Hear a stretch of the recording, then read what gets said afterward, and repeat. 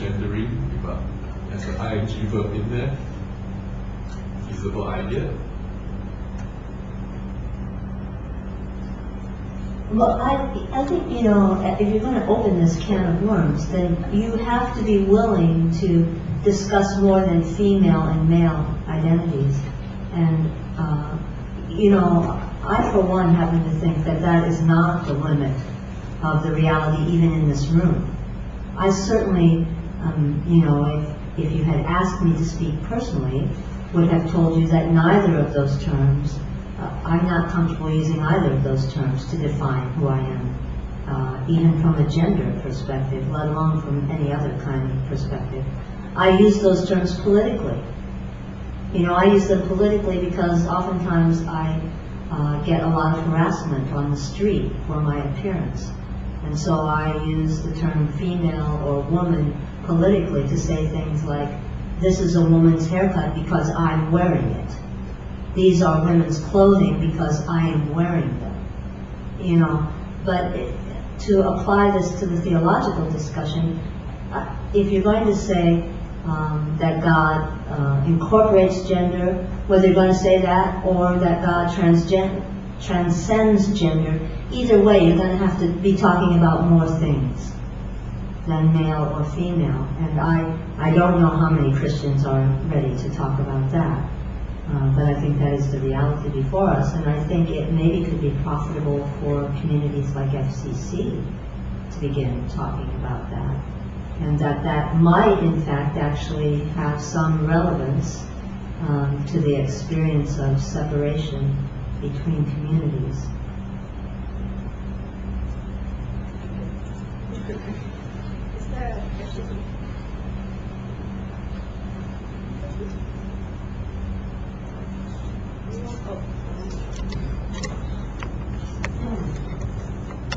I'd like to come back to this topic of bringing up the woman in God.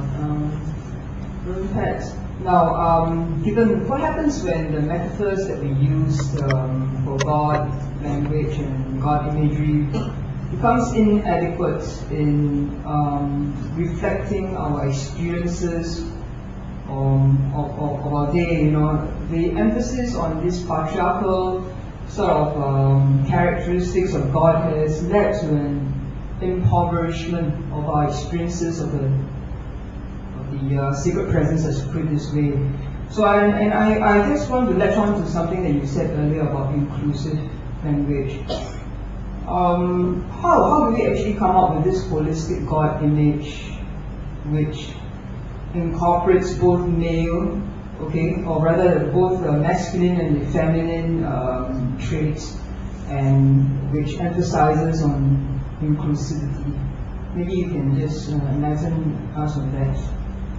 Well, I think it's a complex process, but I think some of what's involved is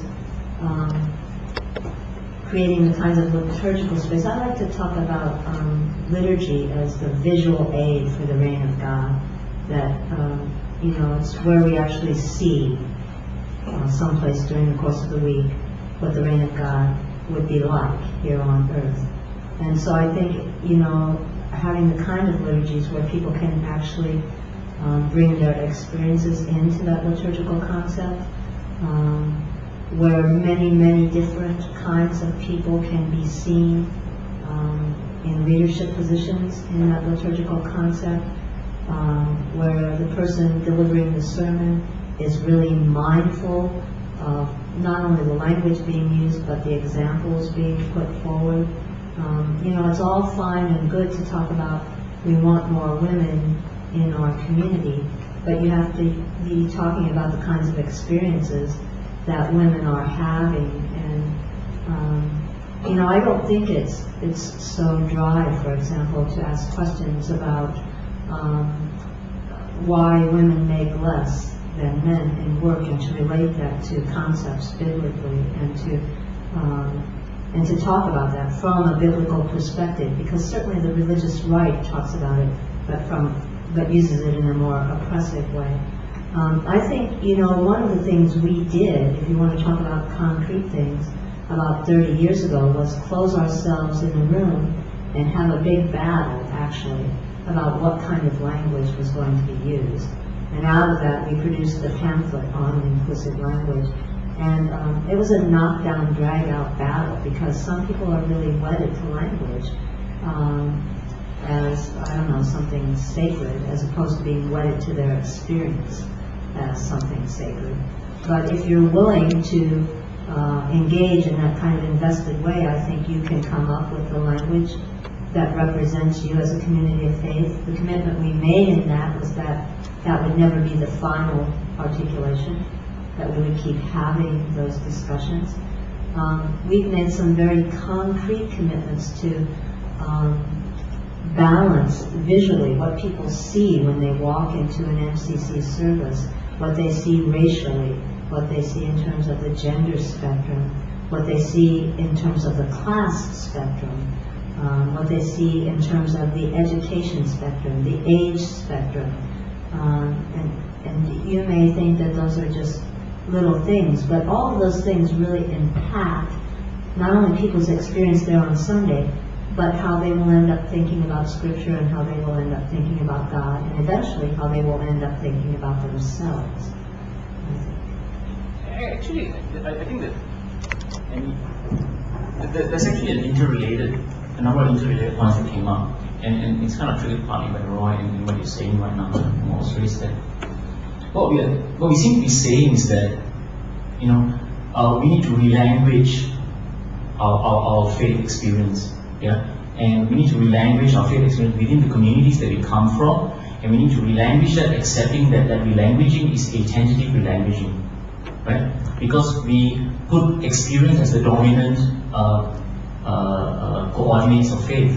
And you know, I mean, it's something I fully ascribe to. But just taking, again, the contrary position, then it draws to this question about, you know, whether the language of Scripture was part of the revelation, or whether the language or the languaging, the way Scripture languages faith, whether that's part of the revelation that was meant to be static throughout time, or whether the languaging used by Scripture, the gender languaging that's limited to that, is something that was meant to be fluid. And how do we come to the conclusion that the languaging used by Scripture was not meant to be, you know, permanent revelation? And I think that's where the battle is, really.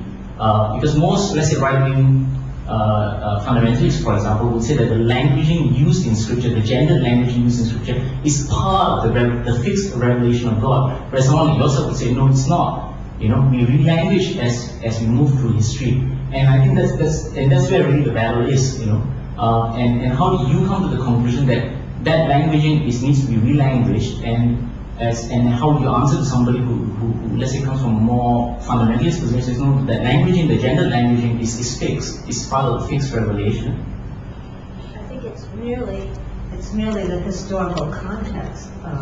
It's nothing more or less than that. It's simply the historical context. The Bible wasn't faxed from heaven. It just wasn't. And anybody who argues that is just stupid. I mean, that's just... No, this is why I get a little bit of trouble here when you talk about, we can talk about relanguaging among stupid people. Like you and me. Yeah, you and me. Okay. We can talk, when you talk about relanguaging about God, let's be careful though. Because you're assuming in your question that God purposely languaged it that way. And this goes to the whole understanding of the genesis of the Bible itself. The revelation, the whole understanding of revelation, which I know you don't agree, but you have, you know, made the devil's advocate. But when you talk about God purposely languaging a certain view, without understanding that language has been received within the Jewish community largely by the veil. And how do you expect them to do otherwise?